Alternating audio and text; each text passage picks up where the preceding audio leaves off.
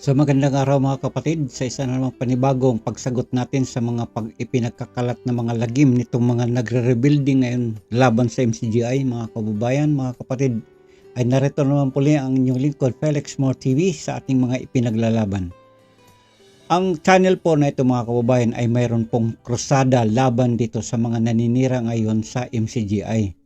Walang iba kundi itong samahan ng mga nag-i-exit dyan sa pangungunan nila ni Badong, nila ni CJ Perez, at ito namang si Willie Santiago. At sa punto na ito mga kaibigan, ang sasagutin natin ay itong si Willie Santiago. Kasi itong si Willie Santiago, wala itong katigil-tigil mula pa nung nag-umpisa yung nagre-rebuild yan. Nandito pa ang brother Eli noon eh.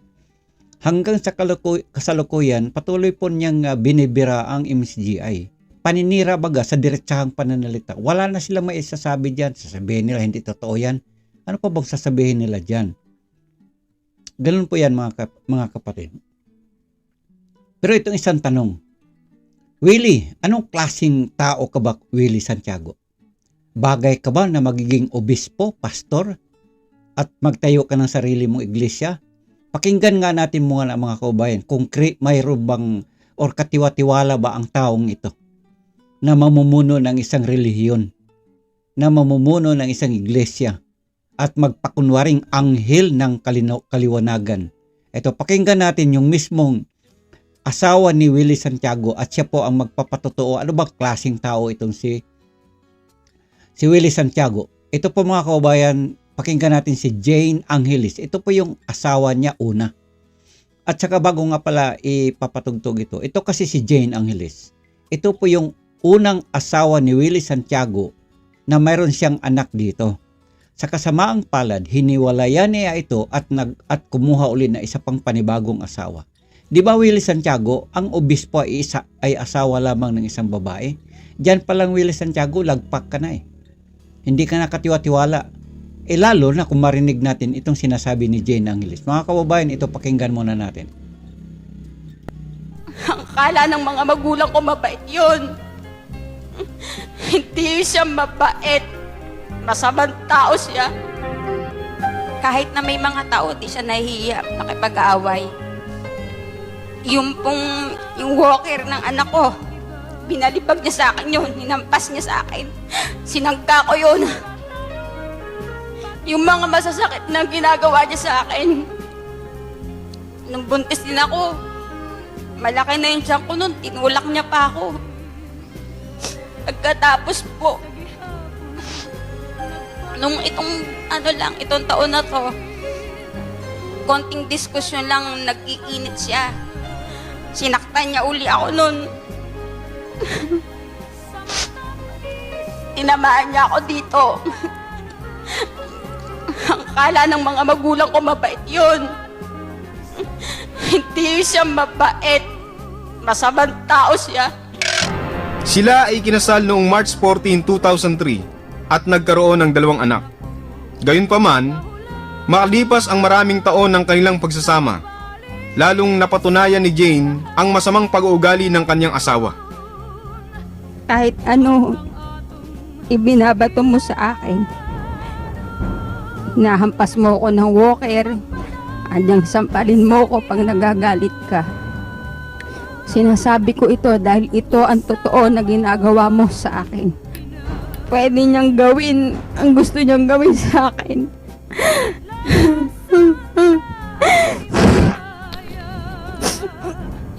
Sinasaktan niya ako. Hindi po kasi mahirap magmahal ng asawa. Kung ang asawa po mapagmahal din.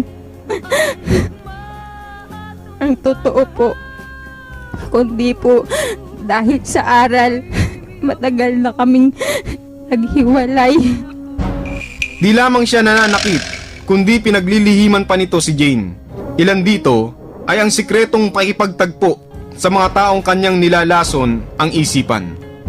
Ano ba nangyayari sa'yo? Bakit ganyan ka na ngayon? Sabi ko sa kanya ganun. Kasi po mga kapatid, hindi ko po talaga kasi alam yung mga ginagawa niya eh.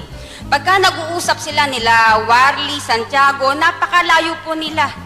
Hindi ko po maririnig. Tapos yung mga kasama niya, may kausap sa telepono, lagi pong yung cellphone niya nakatabi. Dahil nung minsan po inaway niya na rin ako dahil yan sa cellphone na yan. Nung naglinis po ako minsan sa bahay namin, nakita ko po dun sa may computer room. Meron pong 4, kung di po nagkakamali. Kasi napakaraming libro po doon. Meron pong 4 akong nakita ng libro, iba-ibang title. Pero ang nakalagay po sa harapan kung papaano magiging ganap na leader. Tapos yung iba naman, yung mga hidwang pananampalataya, iba-iba po yun eh. Nagtataka rin ako, iba yung Bibliyang ginagamit niya, malaki, na kulay puti, malapad. Hindi dun sa talagang ginagamit po natin. Noon pa lang, kinabahan na po ako sa kanya. Pero sabi niya, pagkakasabi niya po sa akin noon, sabi niya, matagal na kasi yan. Pagkatapos po nung nangyari nitong Sabado, pag uwi po namin, linggo kinaumagahan, kinausap ko siya, sabi ko sa kanya, ano, meron ka bang balak na maging leader? Sabi ko sa kanya, bakit meron kang mga libro dyan sa kwarto mo tungkol sa pagiging leader, kung paano magiging leader? Ang sabi niya po sa akin, anong pakialam mo? Sabi niya pong ganon. Bakit na ako sasagutin ng ganon? Ano po? Ibig sabihin, meron talaga siyang pagnanasa. Una, ay sisiraan nila ang pagkatao ni Daniel Rason, ang pangalawa sa leader, at napipintong humalili kung mawawala man ang kasalukuyang nanunungkulan. Pagkatapos, ay palalabasing mahina na at matanda na si El Soriano at nakakalimutan na ang mga pangangaral nito. Sinasabi din niya na dahil wala siyang kaalam-alam sa ginagawang kahayupan ng kanyang asawa, ay sinumbatan niya ito. Nang kanyang matiyak na ito nga ay tuluyang nagre-rebelde, kakuntsaba ang mga taong kanyang napagdilim ang isipan. Pilit niyang ipinatatanaw kay Willie ang mga kabutihang ginawa sa kanya at sa kanyang ina at mga kapatid ng mga taong pilit na sinisira nito. Ako po, Brad Eli po yung nagre-release sa kanya ng 10,000 na allowance. Utos po ni Brad Daniel kasi para po sana sa ad productions. Tapos, binibigay po yun sa asawa ko po kay Brad Willie. Hindi ko pa po siya asawa ata nun. Ano po, ang pagkakatanda ko po, nag-start na po yung pagtulong po ni Brad Daniel. Di ba dapat ka ako, tanggapin mo yon na utang na loob? Biruin mo, nagtitinda ka dati, pinatigil ka ni Brad Daniel, bibigyan ka ng allowance, di ba dapat utang na loob yon? Kailangan sabihin ang totoo na talaga naman tinulungan si Mami. Yun pong biyanan ko, yung nanay niya, talaga naman tinulungan yun para ipakita lang na mabubuting gawa yung ginawa sa'yo. Walang masamang ginawa sa'yo. Sabi ko po sa kanya, bakit ka nagkaganyan? Sobra kasing dumi ng puso mo. Sabi ko, walang masamang ginawa sa'yo si Brad Daniel. Bakit ka nagkaganyan? Sabi ko po sa kanya. So yan po mga kaibigan, ipinapakita ko lang dito sa mga sinasabi ni Sister Jane Angeles na kasalukuyan ngayon ay masigla na kaanib dito sa MCGI. Ito po yung unang asawa ni Willie Santiago. Na ngayon, si Willie Santiago ay mayroon na namang ibang kinakasama. Muli, ang Willie Santiago ngayon ay nagkukuda-kuda ngayon laban sa MCGI. Sa madaling sabi, ito po ay nagre-rebuildi. At marami na pong nahawa dito. Sila si Badong, si J. Perez at marami pang iba.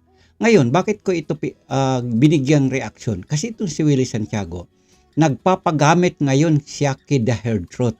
At itong si The Herd Truth, mga kaibigan, kung mayroong mang Judas sa makalumang panahon sa ating Panginoong Kristo nung araw, hawak-hawak niya ang supot dahil mahilig yun sa pilak at ginto. Ngayon, sa makabagong panahon, ang The Herd Truth, mga kababayan, mga kapatid, ito po yung ang Judas ngayon sa makabagong panahon. Sino po ito? Sino po ito, mga kaibigan, si The Herd Truth? Mas maiging pasalitain natin siya. Ano ba at sino ba itong si The Herd Truth, mga kababayan, mga kapatid? Ito po siya kasi, mga kababayan, ito po ay mayroon siyang sariling channel. Kuda siya ng kuda or pinapakuda niya yung mga taong kagaya nitong sila si Badong, si Willie Santiago at saka si J. Perez, at dito niya ina-upload sa kanyang channel para sa pakinabang. Kung paano sa panahon ni Judas ay meron siyang supot, ito sa makabagong panahon naman ng ating panahon ngayon, ay ito is the hard truth.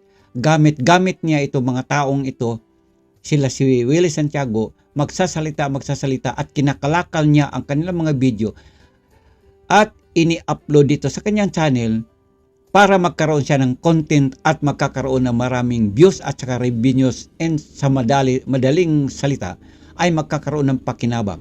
Subalit itong si The Hard Truth, mga kababayan, ni dulo ng kanyang ilong hindi makapagpapakita sa kanyang muka. Ni sa kanyang ni salita niya wala siyang ginagamit na salita. Subalit ako mayroong nakuhang isang audio clip na galing po doon sa kanila ni Broccoli TV at narito po ang kanyang sinasabi. Sino ba si The Hard Truth? Ito po siya. May gusto mong magsalta? Brad Ali, sige po, welcome to the podcast. Ali. Hard Truth. Uy. Yun, okay na ba? Naka-ano Ayan, eh. sorry. Naka-ano pala. Sige. Ayan, yun. Oh, good day sa lahat. Yung kanina, nandun din ako eh. Napanood ko nandun sa kay Felix eh. Nandun rin ako, napadaan ako kanina nung nag-live siya. Eh yun nga, nung nag-live, nung nakaraan, hindi ako makapasok kasi mahaba yung pila. Tsaka inabot na rin ng time.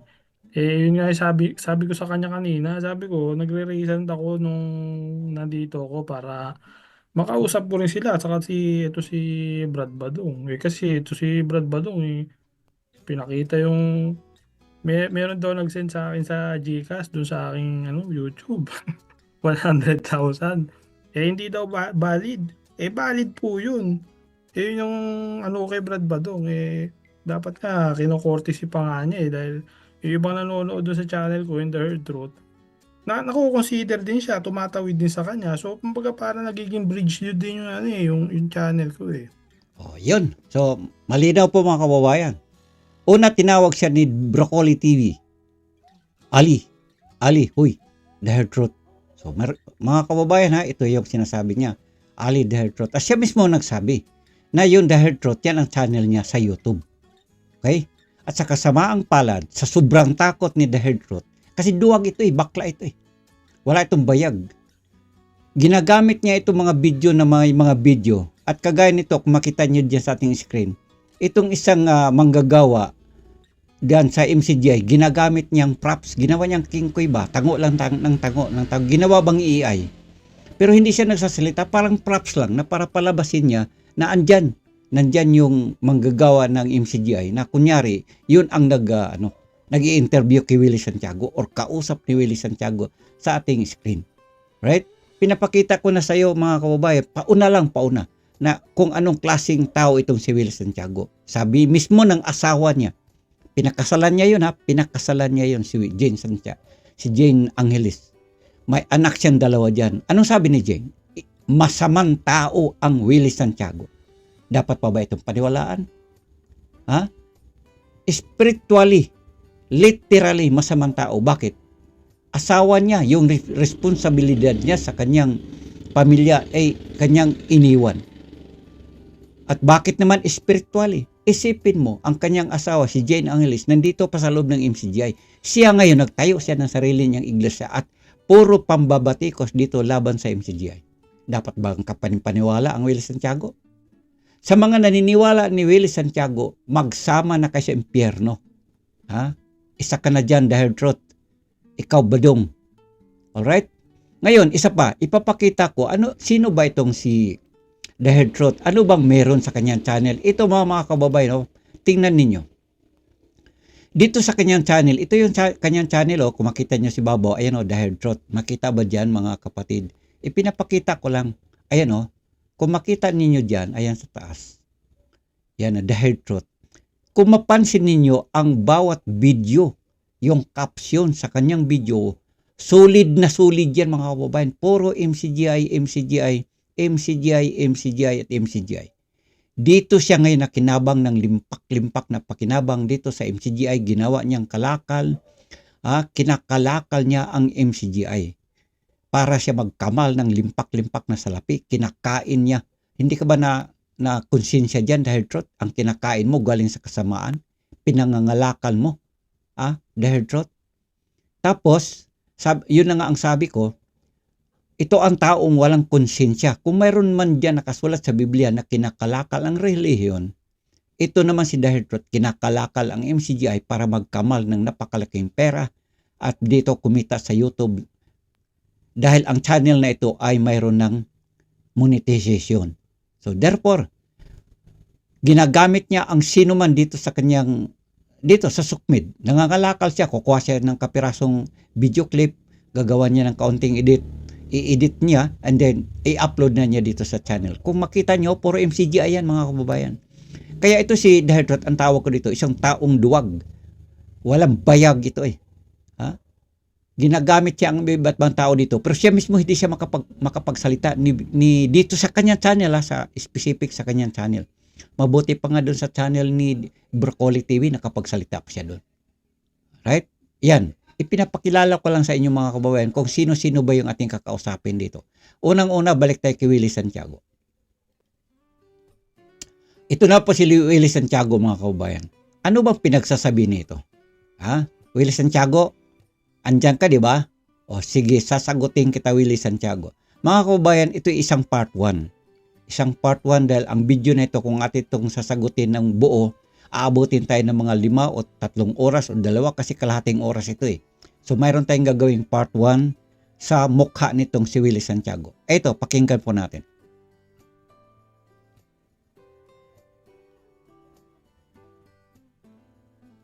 Mas mas mataas yung kaalaman nila kumpara sa mga anghel eh. Kasi yung mga anghel nakikisabay lang sa kanila. Pag nagtuturo si Brad Ele, yung Kung mapansin natin, ang mga kalukuhan nitong ginawa si Dahertrot, itong si Ali, na duwag at saka bayag nito eh.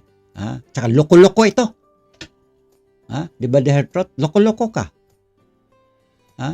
Loko-loko ka. Bakit loko-loko? Kasi ang utak mo, Dahertrot, manggagamit ka ng taong nang walang kinalaban dito sa iyong channel, ginagawa mong kingkoy. Pagkatapos, kunyari, kausap ni Willie Santiago, di ba dapat sana Dahertrot, Ali, ikaw ang nandyan ikaw ang pumalit dyan. Katabi kayo ni Willie Santiago kasi pare-pareho naman kayong baliw ang utak ninyo eh. Bakit ko nasabing baliw? Kasi ang pananampalataya ninyo, ang utak na ngayon na ginagamit ninyo dyan sa iyong pananampalataya, Ali, at saka Badong, at saka ikaw, Willie Santiago, baliw na eh. Pero kung tingnan kayo, matino naman kayo eh.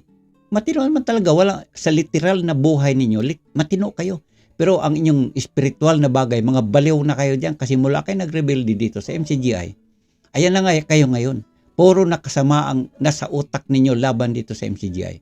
Kaya kayo, baliw na ang inyong pananampalataya. Lalo ka na, Dahertrot. Loko-loko na yung pananampalataya mo yung Dahertrot. Hindi ko naman sinasabi ikaw Dahertrot is loko-loko ka literally, pero ang inyong spiritual na pananampalataya Dahertrot, Ali, loko-loko. tututunan ng mga miyembro sa MCGI, saka lang yung mga anghel na tututo. Hello. Lalo ka na Willie Santiago, hello ka rin. Kapanipaniwala ka ba Willie Santiago? Mismo asawa na nagsabi sa'yo, isa kang masamang tao. Paano ba naman kasi pag literally Willie Santiago, kung ikaw ba naman talaga hindi matino ka, kung matino ka nga naman talaga, babae papatulan mo, sasaktan mo, asawa mo pa naman yan. Tapos ngayon, nagmumukha kang anghel ngayon sa mga kagaya mo dyan. Nagpapakabait ka, kunyari. Alalahanin mo ikaw Willie Santiago, umaakto ka ngayon dyan, obispo, pero dapat Willie Santiago, di ba ang nakasulat? Ang obispo ay asawa lamang ng isang babae.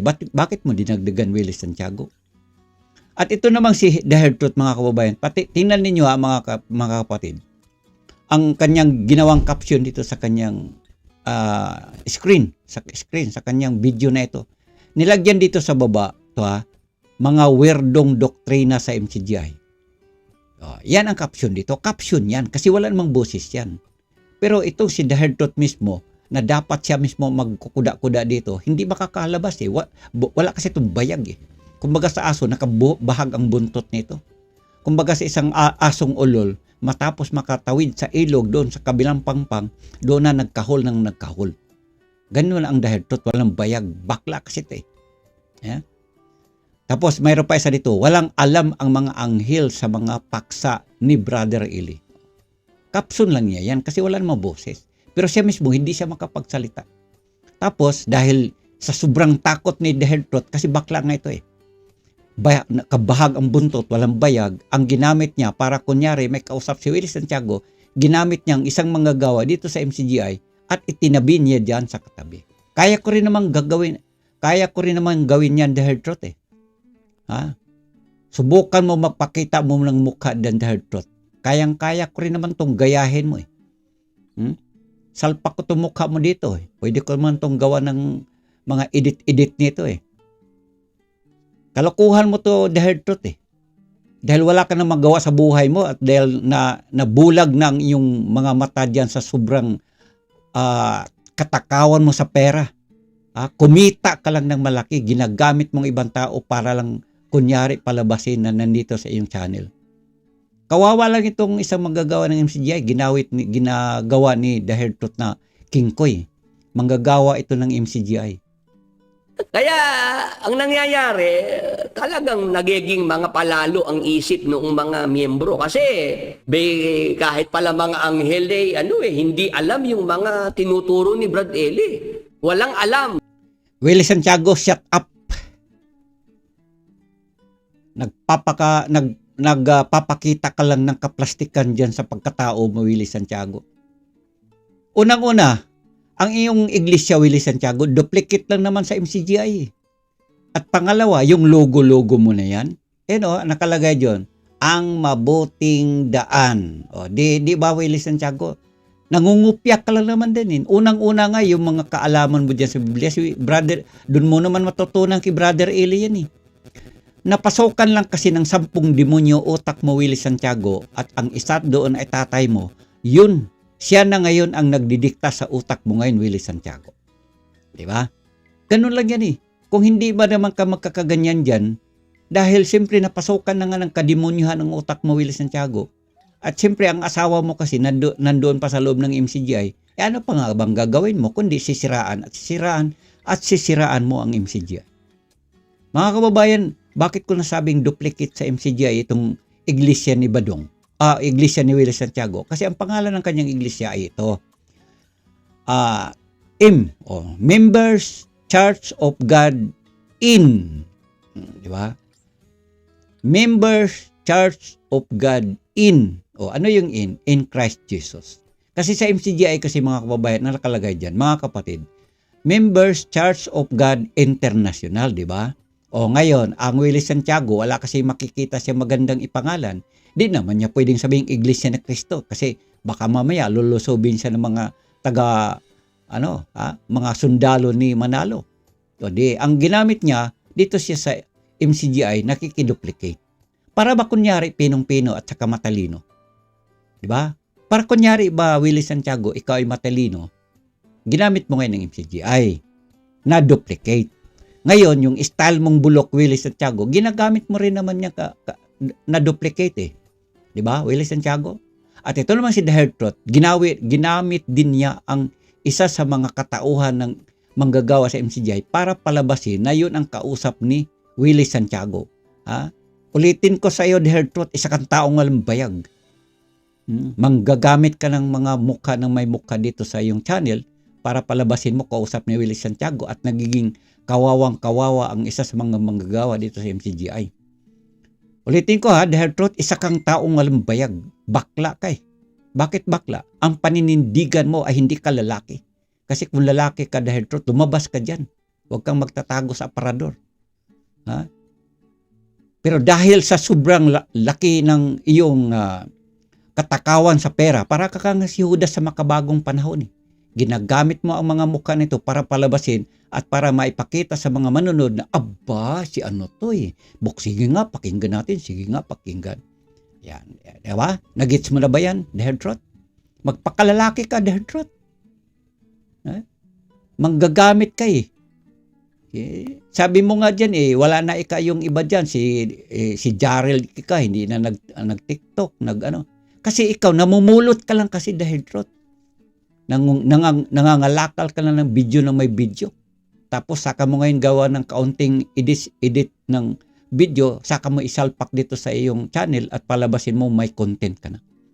No, kumikita ka ng limpak-limpak na ginto at pilak dito sa YouTube dahil trot. Pero galing sa mga kalukuhan at kasamaan. Di ka ba na konsensya dyan dahil trot?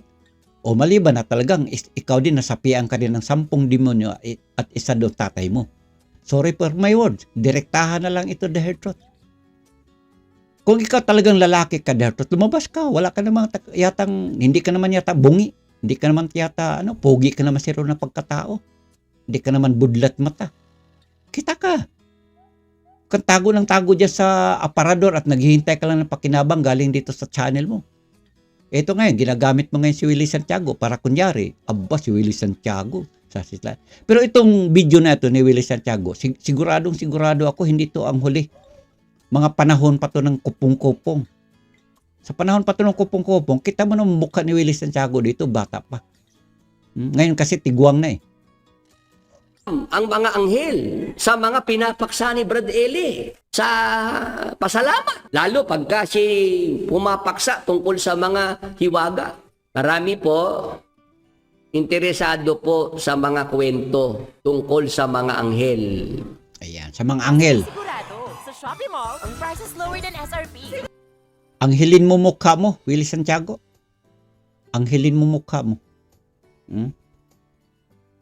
Kita mo mga kapatid, ayan may patalastas si Dahertrot kasi monetize ang channel niya. Yan ang gusto ni Dahertrot. Pagka magkakaroon lang siya ng content magkaka-content lang, gagamitin niya ang sino man dito. At isalpak sa kanyang channel para palabasin na talaga naman si Dahertrot masipag mag-upload ng video sa kanyang channel Di ba? Ganun lang yan Dahertrot Diretsahan na lang to Dahertrot kasi ganun ka naman talaga Di ba? Ayan, nawala na ako kasi na to yung kanyang channel, mayroon ng mayroon kasing sandali lang, ayan hindi ko na makuha itong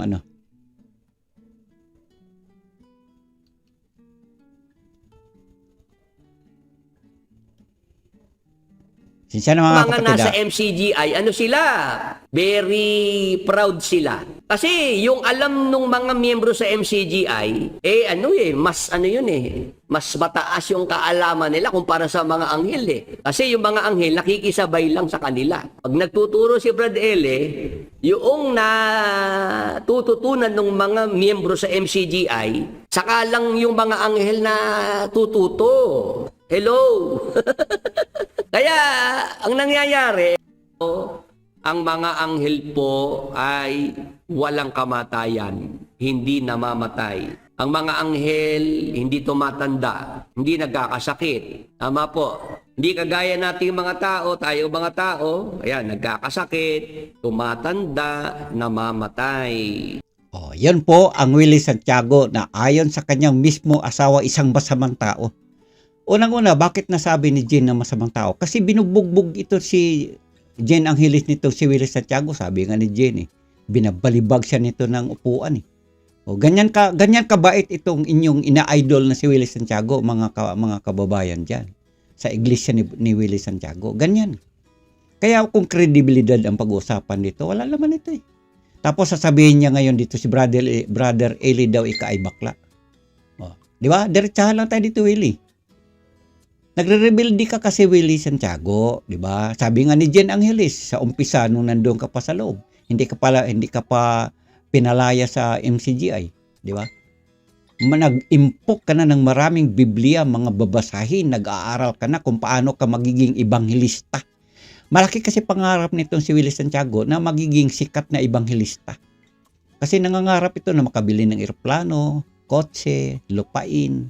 Ayan. Wala naman ito bakit pa kasi ito magtayo pa ng sariling kanya? Bakit magtayo? Kasi ito, may pangarap ito na magkaroon din ng isang iglesia. Ngayon, dahil sa kanyang pangarap din natupad na. Mayroon na siyang MCGI din Members Church of God in Christ Jesus. Duplicate lang kasi itong ginagawa ni Willie Santiago. Kasi wala naman itong originality. Kasi ang MCGI, Members Church of God International, siguro naisip nga niya na, maganda to. Kunyari, aagawin natin ang pangalang ito, MCGI. Pero ang ginawa niya, Church of God in Christ Jesus. Tapos, may logo siya dyan, ang mabuting daan. Kasi ang dating daan kasi ang sa Iglesia ng Diyos na itinatag ni Brother Eli na programa sa radyo. Ang kanya, ang mabuting daan. Ngayon, sa iglesia naman ng nasa kadiliman, mayroon din sila doon, mabuting daan. Kaya ito walang originality itong Willie Santiago. Right? Ngayon, ito namang si Dahertot, uulitin ko, ang ginawa niya dito, itong isang manggagawa ng MCGI, hindi ko na lang babakitin pangalan nito Pero kung makita ninyo, andyan ang uniforme, may tatak MCGI. Ginagamit siya ng si Dahertot na isang taong bakla. Bakit bakla? Kasi pag bakla, natural, hindi lalaki. O bakit ko nasabing hindi lalaki? Ang hindi lalaki sa kay Dahertot, ang kanyang paninindigan. Duwag to Kasi pagka sabihing duwag, pagka sabihin ding walang bayag, natural, bakla. Walang bayag, malay natin, pinapatanggal sa sobrang takot. Hindi makapagsalita. Na dapat, Dahertot, ikaw sana dito ang katabi ni Willie Santiago.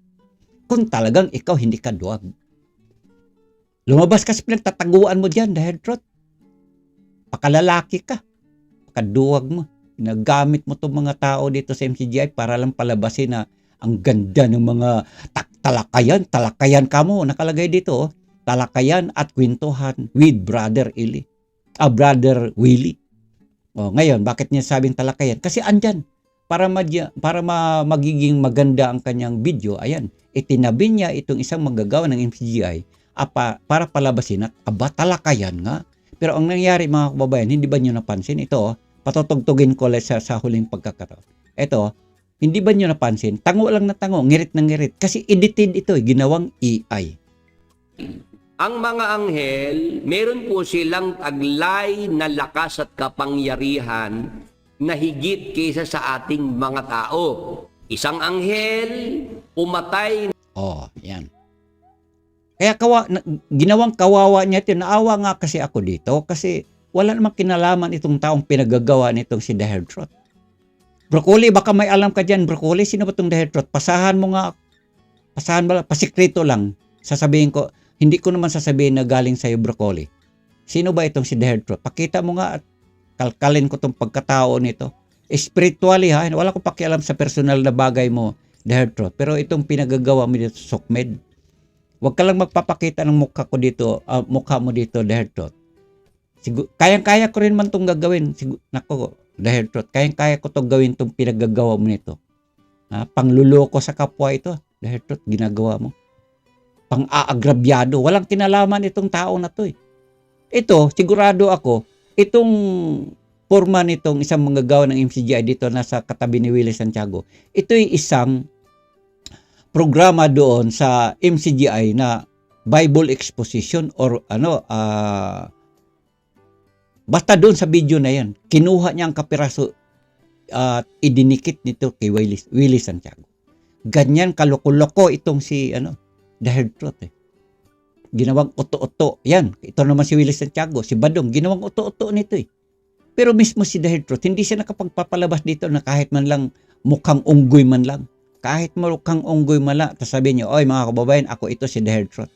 May sasabihin ako, mga ganyan man lang. Hindi Kasi nga bakla ito Walang bayag. Sinsya na po mga kababayan, diretsahan lang ito kasi hindi maganda ang aking pakiramdam dito sa ginagawa niya nito. Sa isang walang kamalay-malay itong manggagawa ng MCGI, ginagamit nitong kalukuhan nitong si Dahertot at tinabi niya dito kay Willie Santiago. Ginawa niyang AI. Ganyan desperado na itong mga exeter ngayon. Ginawa na lang, pinagkakapirahan na lang nila itong MCGI. At ito namang si Dahertot, maganda ang content niya dito sa MCGI. Wala namang iba. Tingnan mo, nag-content ba ito diyan sa Iglesia ni Cristo? Hindi naman Katoliko? Wala. Saksi ni Jehovah? Hindi. Sa balista? Born again? Wala. MCGI, solid na solid yan. Right? Ngayon, dahil ang krusada sa channel na ito ay aking sasagutin itong mga exeter na ito kahit sino pa kayo dyan. Ha? Spiritually, sa personal ninyo bagay, wala akong pakialam. Kaya ito issue lang, walang personalan. Alright mga kababayan, ito po yung part 1. Sa susunod, may gagawin akong part 2 sa mukha mo, Willie Santiago. Mga kababayan, hanggang dito lang muna ang ating gagawin. Muli ha, part 1 pa ito. May kasunod ito, part 2. Kasi hindi ko to pwedeng sabihin idire-diretso dahil mahaba ang video na ito. Hanggang sa muli, abangan ang susunod.